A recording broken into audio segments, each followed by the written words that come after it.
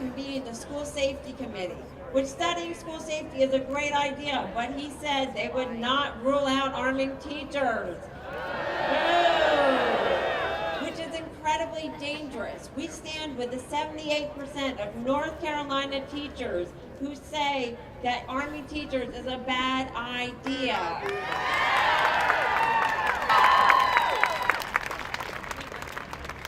This state has done very little in the last 10 years to fund public education.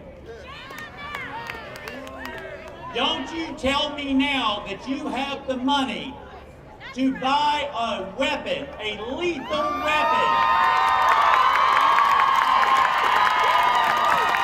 when you can't buy those children over there books.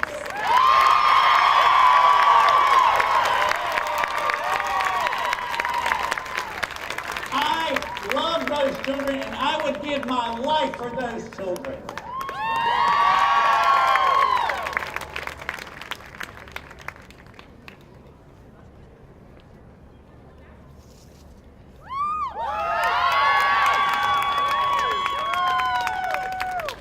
I am not going to have them come into room after room during their school day with weapons of violence within feet or inches of them.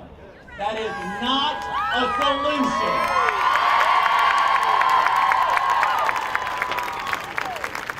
A solution is raising the age of the people who can buy guns, making sure that they are not people who are a danger to themselves or to other people. A solution is banning assault rifles. And the biggest solution is stop protecting gun manufacturers like they are sacred and human lives are not. Enough is enough. How many more students have to lose their lives so that the government will take action? In the last couple of days, I have been looking for information to share and to say to you. It was inevitable to not feel hurt and touched, but at the same time to not feel full of anger and rage when noticing that our lives have a price. That it matters more to the government to grow and increase their bank accounts rather than to do something for their country and for their people. We could mention that Trump received $30 million from the NRA, but the worst part isn't that. The worst part is the shame that NC senators receive money. Richard Burr received $7 million, and so did Tom Tillis. He received $4.4 million to stay quiet. Trump, we don't need walls. We need changes in the control of gun violence. We need to feel and be safe at our second homes, which are our schools. We don't need bans. We need y'all to take action. We need y'all to do your job.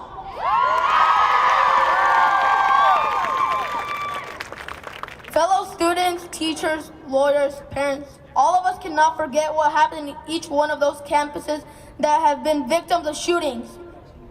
We cannot allow the suffer of those families that have lost someone to be left without a solution. It is unacceptable that the response of Trump towards the occurring past 14th of February was sent through a message on Twitter.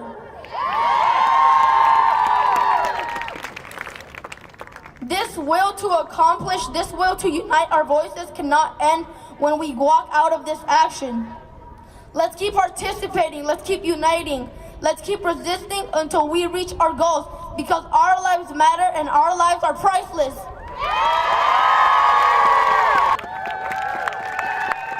And I applaud all of you for standing up and fighting. Because you know what, when we started the civil rights movement, I was not sure that we were going to make a change. But a change did come. And like you today, your movement is starting a change. And a change will come.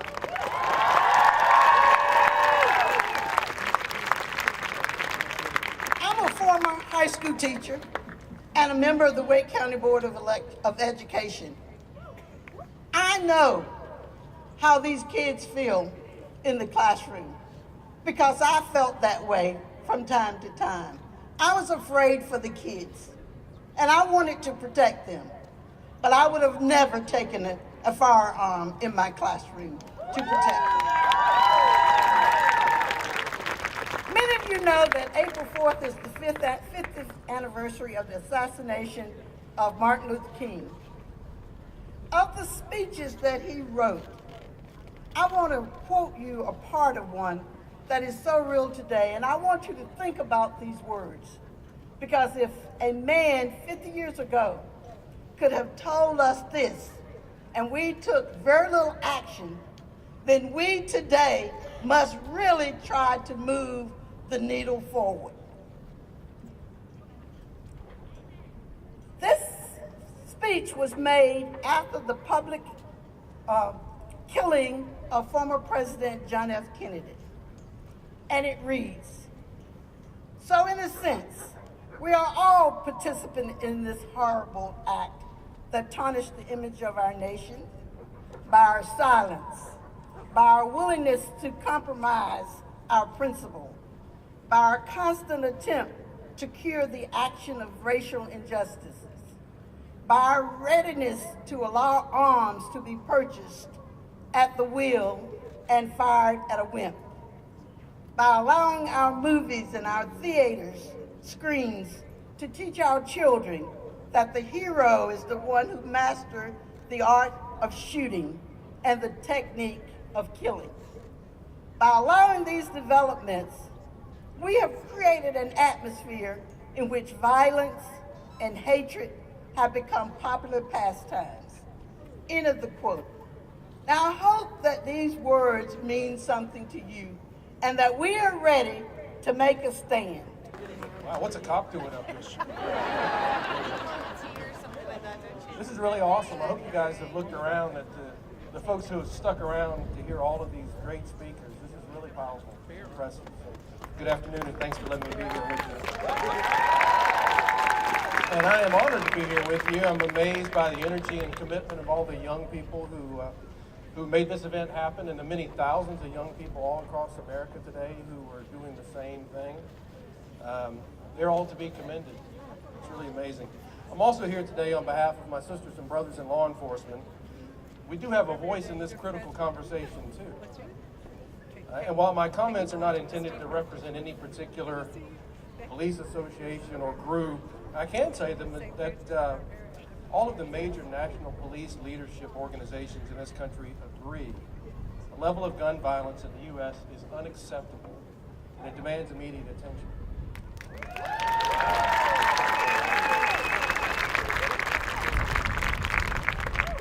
The oath of office that we take as police officers says that we will support the Constitution, including the right of law-abiding Americans to bear and own arms. And I'm not here today to debate the Second Amendment, but I do know that an AR-15 in the hands of even an average skilled shooter can easily fire 90 to 120 rounds per minute. These are not weapons for protection.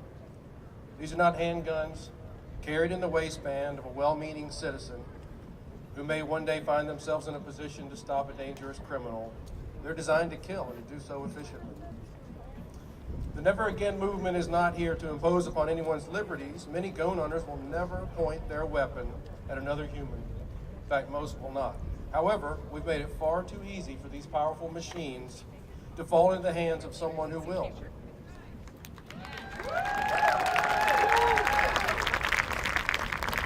No, we cannot bring back any of the children lost at Sandy Hook or Marjorie Stoneman Douglas or any of the other schools that have fallen victim to pure evil. Their legacies do live with us, as evidenced here today. What we can do is protect the future of all of those students.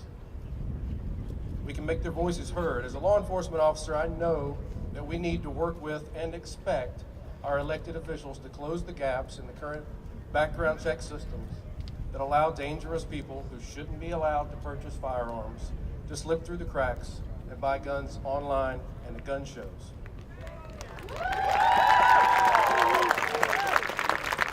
And also know, as do you, that an overwhelming majority of Americans support closing those loopholes. Those are the measures that are going to prevent dangerous people from acquiring firearms and keep the weapons of war out of the hands of those who would do others harm.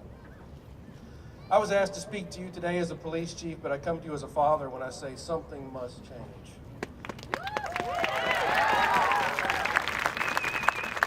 We cannot, in good conscience, rely solely on bulletproof whiteboards, clear backpacks, or armed teachers or metal detectors.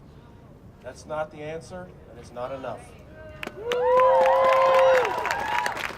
We need common sense policy that protects sellers, owners, and all of the rest of us from the uniquely American plague of gun violence. I look forward to getting it done, and I know you do too. I really thank you for letting me be part of this truly historic day. Thank you.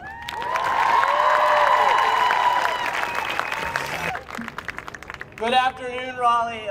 The numbers have dropped a little bit, but I'd still say we have a bigger crowd than the last presidential inauguration.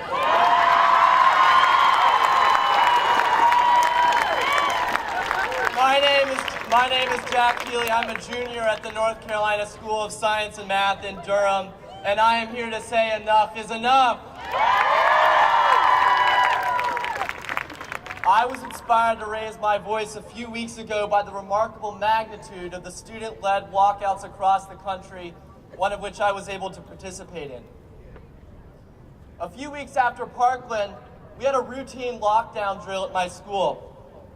It felt different this time.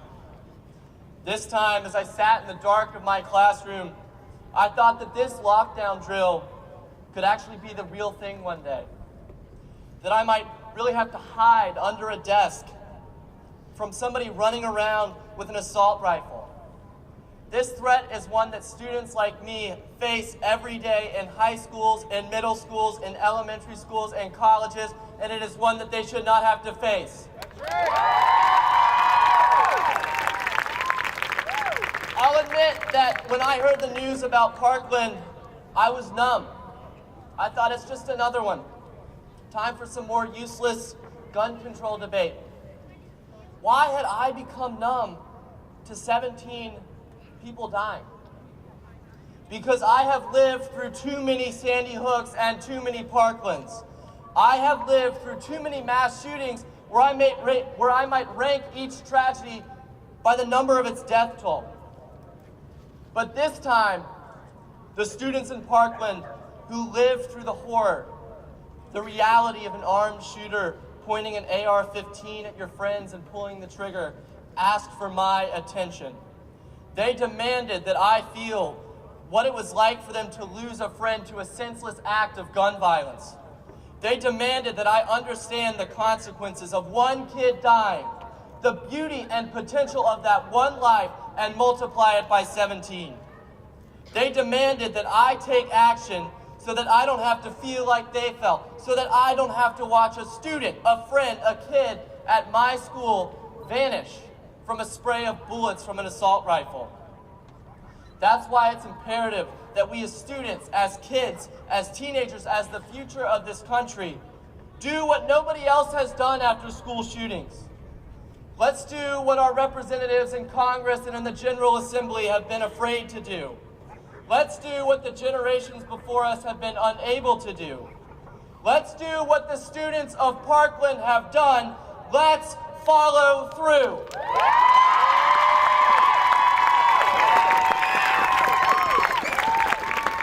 What those older than us and in our government who have failed us as students don't realize is that the kids in Parkland, the kids in my high school and in high schools everywhere that go to class each day under the threat of gun violence are turning 18.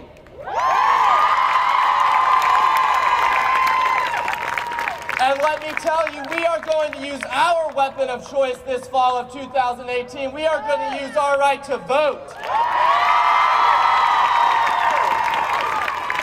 We are going to be loud and we are going to vote, send a message, because we are going to vote for leaders who will follow through and support common sense gun reform.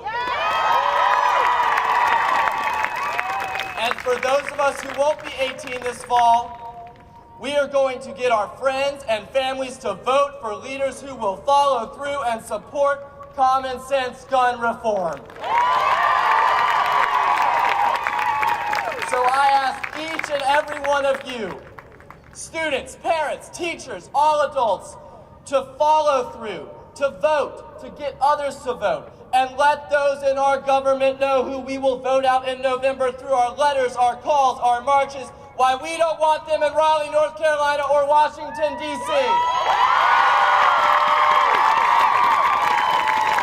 How many more kids have to die before we stop reverting back to the old non-productive debate over gun reform and do something? How many more kids have to die before our representatives and our senators take a stand and take action?